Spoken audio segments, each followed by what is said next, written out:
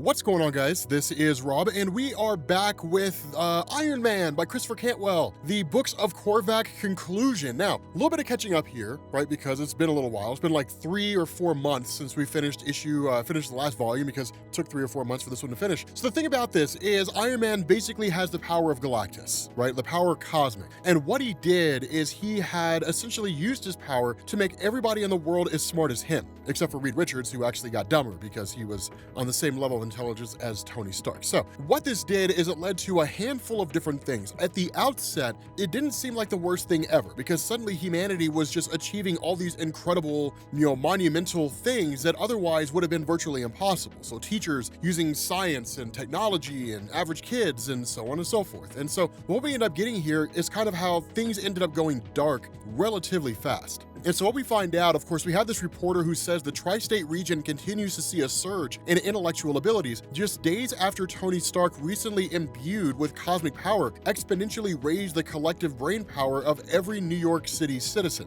Already, 34 separate diseases, 4 of them terminal, have been cured by physicians at the Manhattan City Hospital. 11 other illnesses have also been eradicated by 3 taxi drivers, 1 short-order cook, and a septic plumber. That the city's landfills been converted into a newly discovered renewable fuel source dubbed refusium. Things like this are benefiting society as a whole. The other side, though, and the caveat to this, is that the stock market has been massively destabilized by an influx of traders manipulating data in ways never before comprehended by banks and brokerage houses. This has sparked a major international sell-off and could risk a steep recession in the United States. Compounding economic turmoil is the robberies at 5 separate flagship bank branches in the city, including the Federal Reserve Gold Vault, all by what authorities are calling exceptionally brilliant and gifted thieves. And so not everybody with this exceedingly high level of intelligence has actually started using it to benefit society. Some people are using it to benefit themselves. More so than that, one of the other things we're told is that much of New York's law enforcement has recently fallen to the Iron God, to Iron Man, and to other heroes, since nearly the entirety of the NYPD has banded together to form their own private space program called Blue Moon. Literally, they took off to the moon. So like, those are the kind of things that you're running into. Society is, for the most part, falling apart because everybody's using this level of intelligence for their own ends. Some people are using it to make themselves richer, some people are using it to make the world better, but for those who are using it for their own selfish ends, it's destabilizing society because seemingly everybody thinks they're the first one to think of this novel concept. And so what you end up getting is Patsy Walker, again, the closest confidant of Iron Man at the moment, who brings in Victor Von Doom. And the reason for this is because what Victor Von Doom had done as soon as Tony Stark had arrived on the scene, that Doom had come to the realization Stark would do something like this. And so, of course, using magic, shielded himself from the effects of Tony Stark's, manipulation, his energy. And so for the most part, everybody else kind of remains unscathed. The other part of this is that what Tony Stark has done here, following the arrival of the Silver Surfer, at least as far as Patsy Walker was concerned, requesting his aid, is that Tony Stark is really succumbing to his own power, in the sense that what you would need with a person of this level of power is to essentially be benevolent. They couldn't really bend to their own individual wishes. That is not Tony Stark. That has never been Tony Stark.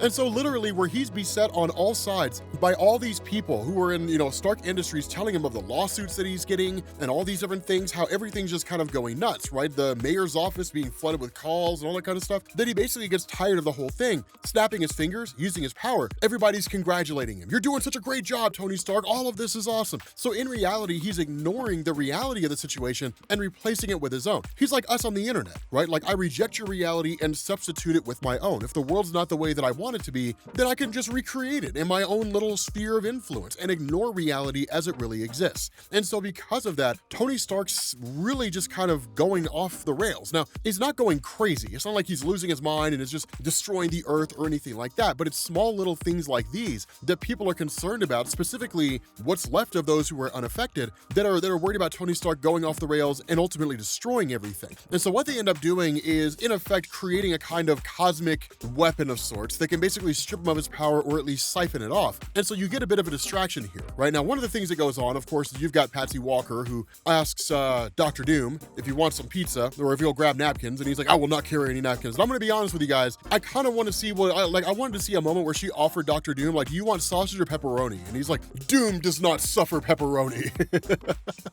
Doom will take supreme or nothing else. You know, like, I would love to see that, right? Because I feel like Dr. Doom would be very haughty about the kind of pizza he eats. But regardless, once Iron Man shows up on the scene, you do get this moment here where everyone's like, okay, we have to make sure he keeps his guard down. We got to make sure he stays relaxed, chill, and then we'll activate our weapon and we'll siphon this power off of him, right? Like, we'll take this power away from him, and then he'll be back to being normal Tony Stark. And so as this goes on, Patsy Walker just gets more and more fed up because the reality is she's faking it all, right? She knows that, like, Tony Stark's thing at the moment is to basically, like, everybody is just ingratiating themselves to him. And so she pretends to do that as well. But ultimately, all pretense goes out the window. She snaps and just starts screaming at him. And that's when he realizes everybody's faking it. Now, where Silver Surfer and Dr. Doom step in to do what they can, in the end, it's not enough. And using the sheer amount of power at his disposal, he basically kills everybody except for Patsy Walker. And this is where things get really, really cool. And it's what I love about Christopher Cantwell's work. It's one thing to have a writer that's just like, in this comic book, Iron Man becomes God and does some stuff, and then the story's done.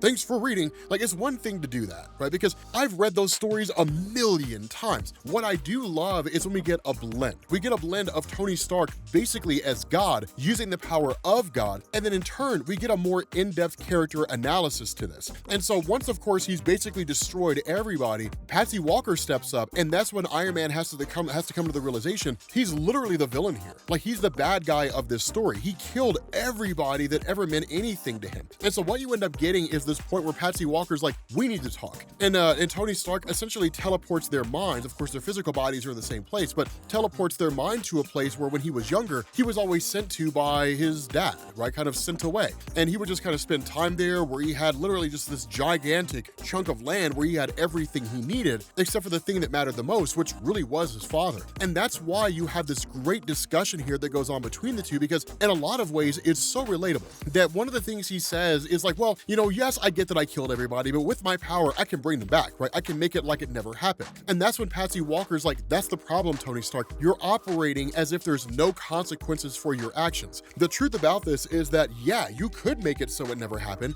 but it did happen. You did kill everybody, and that's the problem, right? And so that's when Stark's like, I just wanted to make things better, right? I just wanted to make the world a better place. But Patsy Walker's not buying it, right? She's not buying this kind of false, not really even him just being fake, him offering just what he believes to be the right explanation instead of the truthful explanation. And she's like, that's not the reason why you did what you did.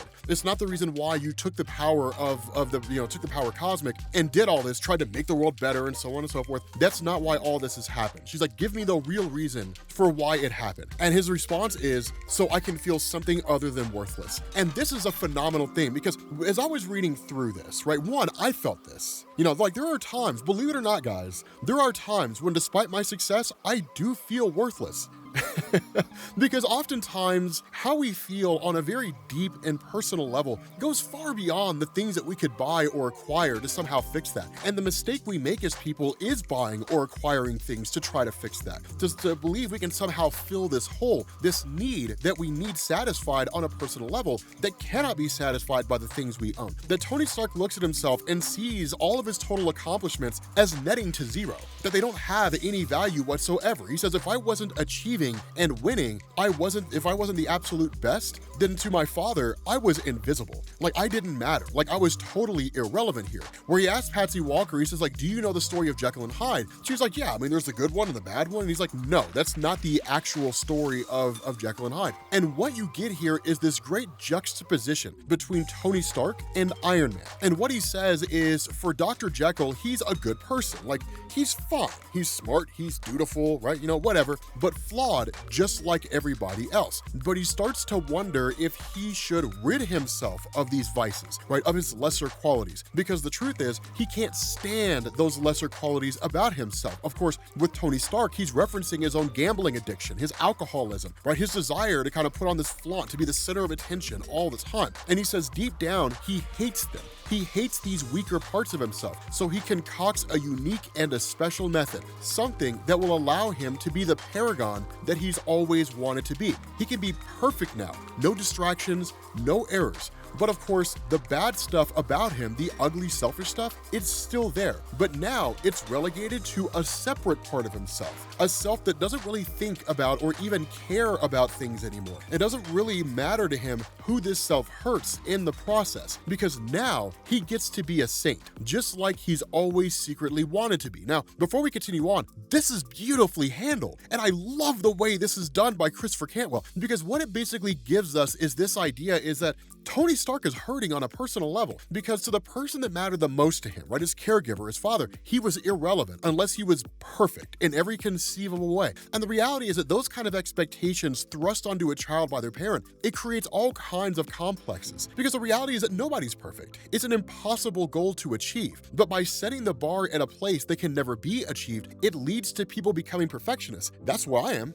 I'm a perfectionist. Like, to me, it's not okay to make mistakes. It's not okay to be wrong. Now, one of the benefits of my YouTube channel here, and one of the things that I've learned over the time in being a YouTuber, is that it's okay to be wrong. I've been wrong multiple times on this channel. I've told you guys, like, hey, look, I make mistakes sometimes, right? Like, I mean, trying to run off 25 years of comic book history from memory, you're gonna make mistakes, right? Like, you're gonna make errors. It's just the nature of things. And over time, I've learned to accept that. I've learned to accept that fact. You guys watching this video, you struggle with the exact same thing, right? These interpersonal struggles as a result of your childhood experience, things like that, that ultimately shape you and make you who you are. And so it's beautiful the way that it's done, because what he says, what Tony Stark says, is that despite this belief that as Iron Man, he's just this perfect paragon, in the end, he's not. He's still just some misguided person. He continues to do bad things. His flaws remain, and people get hurt, right? The Civil War event, the Evolutionary War, the whole thing with the death of Captain America in the aftermath of Civil War. He says his grand transformation process,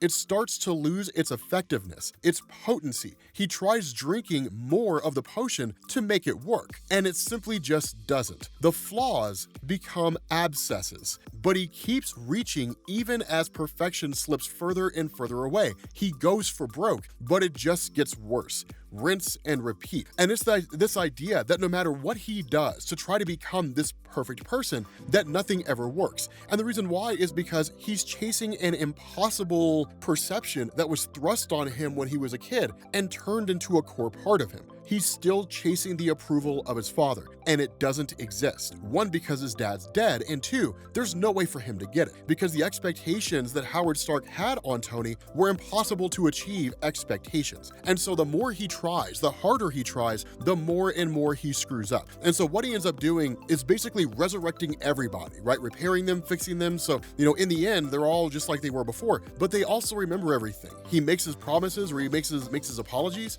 and then he gets rid of his power cosmic. He literally just lets it go away. Now, the kicker to all this, and this is what's so interesting here, is there comes a point as he's walking through Central Park where he's actually held up by a guy with a knife, and he just ultimately hands his wallet over. There was a time when he could have just simply willed that guy out of existence, and that's what's so ironic about this. It's what makes it such an interesting thing, is by undoing everything he's done, a credible argument can be made that he actually made the world worse, right? That like letting the world go back to the way that it was, violence and destruction and death at the hands of people who relish in those things or who were on desperate times themselves, seeking only to fulfill their own individual desires. Was the world really worse off when Tony Stark had done what he done? Was the world a genuinely better place? It just takes a little while for the dust to settle and to realize that's the case. I mean, after all, you can't make an omelet without breaking a few eggs. And that's one of the interesting things about this, is on a more philosophical level, one of the things that we've talked about is that superheroes are not there to make the world a better place. Superheroes exist to maintain the status quo. And as soon as somebody comes along that can change the status quo, suddenly superheroes rebel. The reality is that change is painful, and change often costs lives. It's just the way things go. There are those who resist change and those who satisfy change. Of course, the loss of life is relative to the scope of the change that's being made, but in the end, that loss of life can happen. The question you have to ask is, do the ends justify the means? And that's usually always the question that gets asked, right? That's usually always the case, right? There was a massive technological social upheaval after the events of World War II, but it took World War II to reach to that point, right? Millions of lives lost, but humanity stepped into what was arguably for a time a better age, a more technologically advanced age, and depending on where you were in the world, a more economically enlightened age. So again, it's one of those interesting concepts where it's just kind of like, were things really that terrible, or is it one of those things where it's like Ultron said in Avengers 2, you want to save the world, but you don't want it to change. One of those two things cannot exist at the same time. And so ultimately, one of the other things that Tony Stark had been dealing with is, remember, there was a huge point in time, like right up until the moment when he became the Iron God, where his neck was broken. If you guys remember that, he was walking around with a broken neck. And so he was literally just injecting himself automatically with morphine all the time, which means now, suddenly without the power that he had before, he's literally going through morphine withdrawal. That while he did use his powers to repair his neck, right, so he's not walking around with a broken neck anymore, his body had to withdraw or has to go through the morphine withdrawal process. And in doing that, he literally just starts to fall apart, right? I mean, it's shaking, it's hitting in waves. You talk to anybody out there who has gone through any kind of drug-induced withdrawal, and they will tell you it turns your life upside down, right? Inside out. It's some of the most physical, some of the worst physical and emotional pain that you're ever going to experience. The crazy thing is that in the midst of all this, Michael Korvac reappears.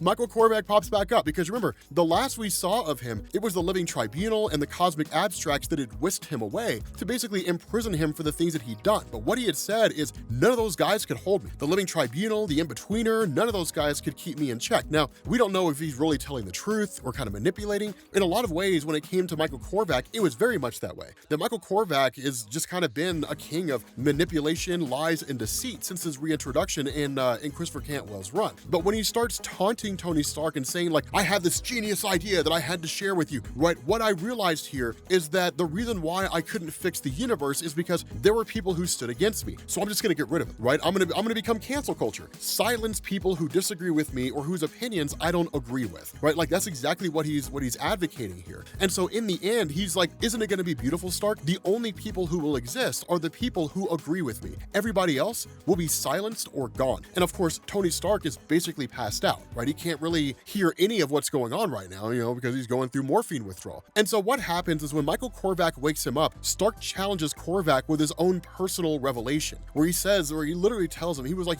I know the story of you, Michael Korvac. We have, ever since the original Korvac saga when you first popped up, and we as the Avengers teamed up with the Guardians of the Galaxy from the 31st century, we know your story, that you were a human being who was raised on an Earth that had been conquered by the Badoon following the slaughter of billions of people. But let me ask you something, right? Like let me ask you a question. What deal did you make in order to keep yourself alive? And that's when Korvac just kind of starts lashing out. And he's like, I simply just want to say here, right? I just want to ask this question here. When it came to you acquiring all this absolute power, the question I have is why, how long has it been since you've been afraid to lose? Since you've been scared to lose? He says, since the beginning, I'm betting, since when just being yourself, just some guy, meant a painfully and ultimately ignominious death. He says, look, I get it. Most of the time I wear a bunch of metal just to feel real. And even then, the metal, the armor, it's not enough. He says, I thought you were full of crap with your whole crusade, but then I went and got some cosmic power for myself and I realized it didn't work.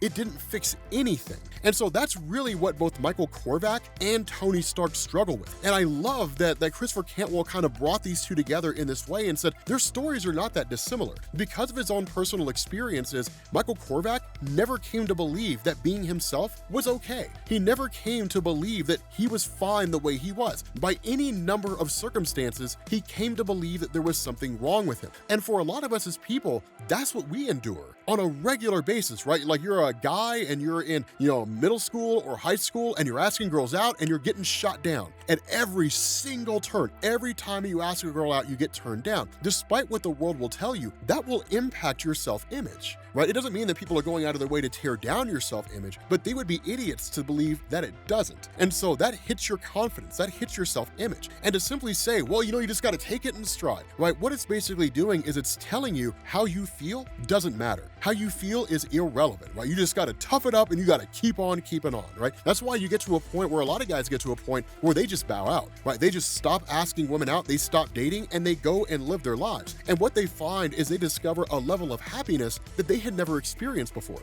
Because now their ability to be happy is not predicated predicated on being, on dating somebody else. It's not predicated on somebody else's, positive opinions of them. That instead, it's just them living their life and leaving everything else behind. For a lot of women, it's the exact same way, because women get rejected too, right? Easier for girls to find dates, easier for men to form relationships. And so it's just one of those things where over the course of our lives, and not even just the dating scene, in the job world, right? Interpersonal relationships, friendships, things like that, that over time, over the course of our life, we can oftentimes experience things that will make us feel worthless. It'll make us feel like we don't matter. And if we take that and we roll with it, and what we look for is some external validation to tell us that we do, then we'll follow the path of Tony Stark and Michael Korvac, jumping from one grand scheme to the next and never finding any measure of satisfaction there. Because the truth is that our struggle is internal, not external. And so again, it's a beautifully handled, piece of writing here. I love the way that Christopher Cantwell did this. And so what Tony Stark does is he challenges Corvac. He's like, stop being this guy. Stop being this guy that's attaining the power cosmic, or somehow controlling the world's electricity grid, or trying to become God. Because at the end of the day, no matter what you do, you're still going to be the same Michael Korvac you always were. You're the guy who's running, the guy who doesn't want to be you, because you were told every moment of your life that being you is not okay. There's something wrong with who you are, and you need to be somebody other than who you are if you want other people to accept you, right? If you want to fit in. Right now, granted, that was the extreme nature of Michael Korvac growing up, in the sense that being a human was basically a death sentence. And so that's why he's always achieved some measure of godhood and a desire to transcend beyond his humanity. But that's when Tony Stark is like, be a man, right? Like, get rid of all this and just be a guy. Or are you scared? And that's when Korvac just lets go of all of his cosmic power and reverts himself back to being just a normal human guy. And then of course ends up just beating the crap out of Tony Stark. And as the two of them, not even really Tony Stark putting up a fight, right? As he's getting absolutely pummeled, that when Michael Korvac asks, like, what's happening to you? The response of Stark is, you know how I said the armor, the cosmos, how none of it was enough? He says, yeah, I'm always looking for something more. And he says, what I've been using lately, these drugs to keep going and to stay strong, that in the end, that's not gonna work out either. And it's made me pretty damn sick. And to be quite frank, I'm probably gonna die here unless you kill me first. And so Michael Korvac kind of looking at that and realizing that Tony Stark is a dying man, but at the same time, the fact that Tony Stark in his seemingly final moments was so selfless in a way that he made Michael Korvac face a part of himself that he just refused to face. If at the very least, make him feel some measure of acceptance, Michael Korvac, for reasons that are never really explained to Tony Stark, picks him up and then carries him to a hospital. And then when he does, Michael Korvac goes to the top of a building, jumps off, seemingly takes himself out. And so what you end up getting is like, kind of a 1 week later time skip. And you have Tony Stark, who is taken by Patsy Walker to what looks to be a rehab clinic. And this is cool because it's basically Tony Stark getting the kind of help he needs in order to overcome what he's struggling with. But the cool thing about this is that it's not really Tony Stark doing what he's done before, which is essentially him, admitting he's an alcoholic like he did in Civil War or anything along those lines. Instead, it's more than simply just his addiction to various things, drugs, alcohol, so on and so forth. Instead, what it is him treating what's going on inside of him so he can basically bring these things to an end, come to some measure of inner peace. It's cool, and I think it's beautifully done, right? So with that being said, guys, we're gonna bring this to an end. I don't know if Christopher Cantwell's run is gonna continue on after this. Honestly, I haven't looked it up. I really hope it does, because I'll be quite honest with you, this is one of the best Iron Man comic book runs that I've ever read. It was beautifully done. I absolutely loved it. But thank you all for watching, and I will catch you all later. Peace.